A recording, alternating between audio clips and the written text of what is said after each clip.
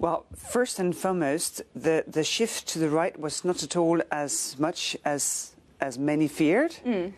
I was kind of saying, no, well, the centrist pro-European parties, they haven't even begun campaigning yet, when everybody said, oh, it will be an avalanche.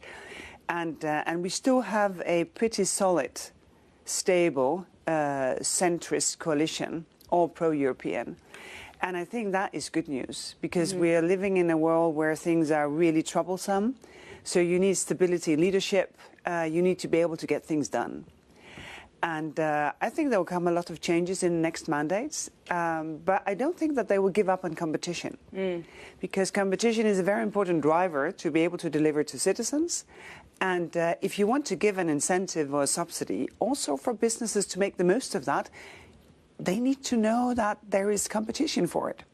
Because otherwise, you know, we will not be competitive without competition.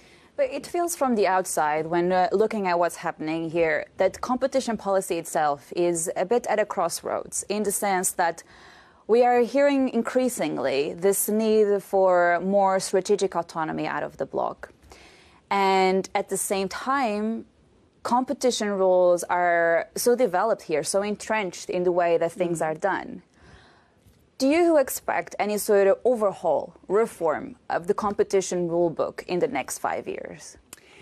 Well, it is a bit of a paradox, because if we look at what we consider sort of our global competitors, China and the US, they enforce competition, and they focus on competition as one of the drivers to make them more competitive.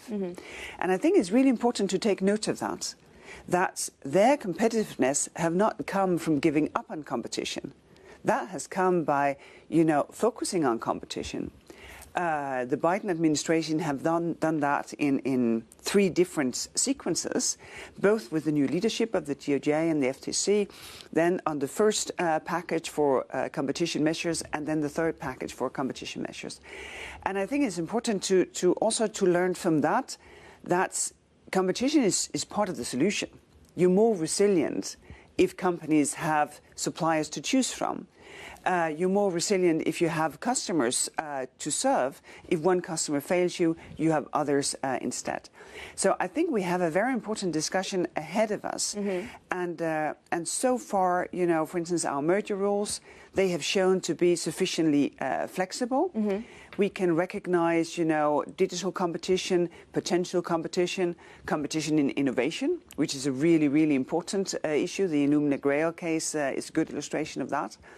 And the state aid rules, they have both been updated, but they are also shown that they are really sufficiently adaptable when we are in a very critical situation.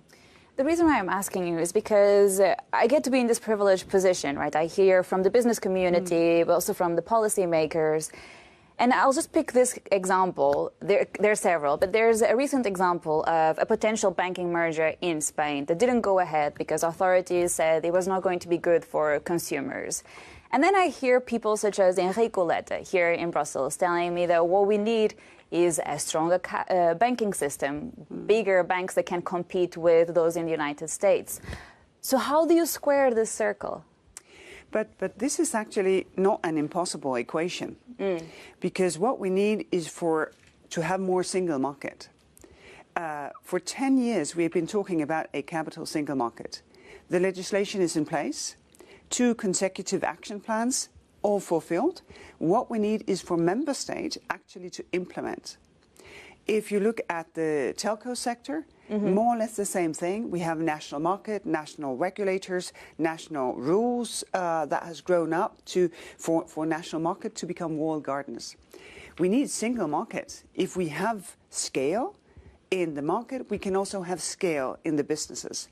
And I have been listening to and participating in discussions about competitiveness for a very long time now. I have seen no progress on creating that capital market that will serve European businesses. We are less than half than the US market in equity, in bonds, and in venture capital. And that is only because of resistance to integrate and to have one internal market also for capital. So that resistance is coming from the member state level? Yes. And that's what you would like to see change going forward. That is why I want to see change, because if you want to push for competitiveness, you also need to push for what makes that happen.